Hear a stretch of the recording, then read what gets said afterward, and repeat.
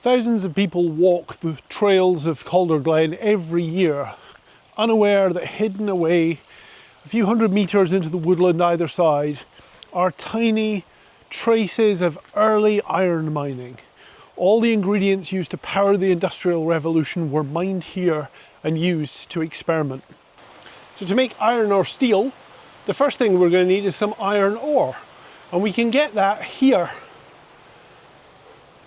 We see this rusty band where it's very fine layers and there's a very red colour to it between the green mossy part above and the fern.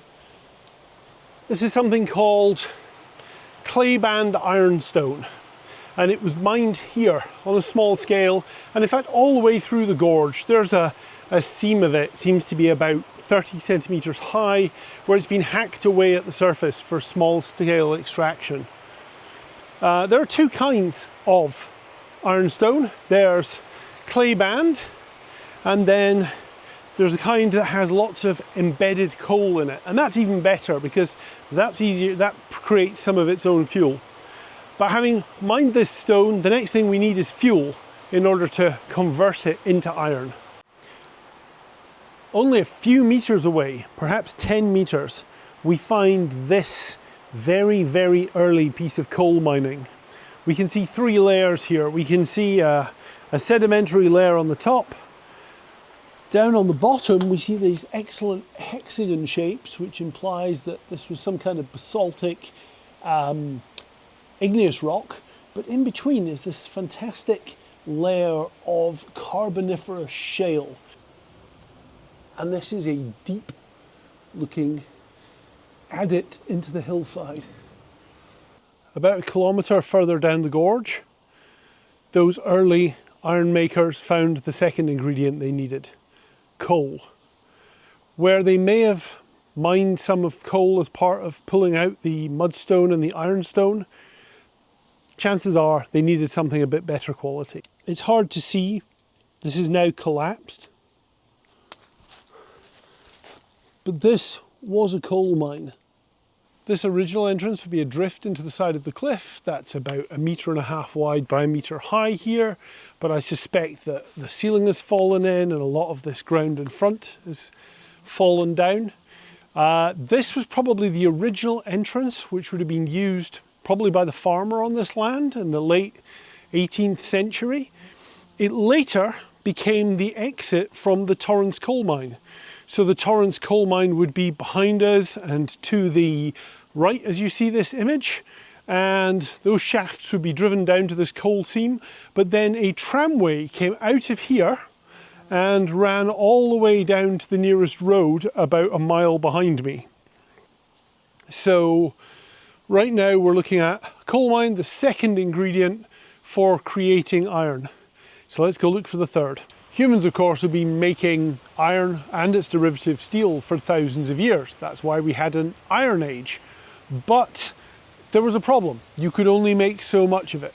The traditional recipe for iron involved heating it with charcoal, and charcoal is willow branches chopped and then slowly burned without any oxygen to turn into charcoal, and then that charcoal burned with the iron ore. Once you did that, you would get iron, but it was very impure, and so there was a huge amount of manual effort with the blacksmith heating it up and hammering it and heating it up and hammering it to remove what's called slag.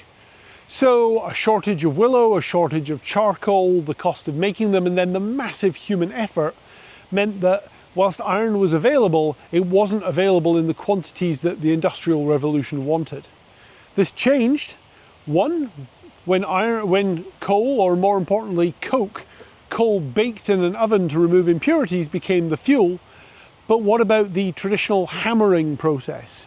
Well, our third thing today is the solution to that, because it turns out that the recipe for making iron at scale is iron ore, coal and lime. And the last thing we find in Calderglen Park are these lime pits. Easy to find, just up the path from Castle Falls, before the landslip, we can see these circular holes in the ground. And these fill up with water, which normally would be quite alkaline. They're very obvious. They are about 10 or 15 feet across and almost completely circular. You can see an outline of one here in the dark area. So the way these worked is to mine limestone just below the surface, maybe only a few meters down. Miners would dig a shaft straight down for a few meters and then go out horizontally. These were bottle-shaped pits, and they had no props or anything holding up the roof, so they could only go out 10 or 15 feet to the side before they were at risk of collapsing. So you would dig straight down for, a few feet or meters, and then out to the side, extract the limestone, and once you were done, you would move 20 feet to the side and repeat the exercise. And once you were done, you would move 20 feet to the side and repeat the exercise. 6 meters for people working in metric. So this is our third ingredient. This is where the limestone in Calderglen comes from in order to make all of the steel and iron which would start to fuel the Industrial Revolution.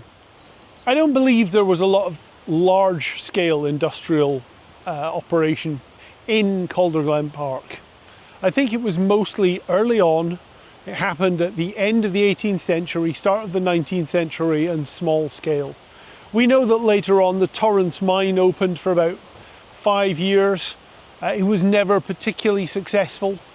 Whereas here we can see that the limestone extraction was very, very small. There's only half a dozen or so pits.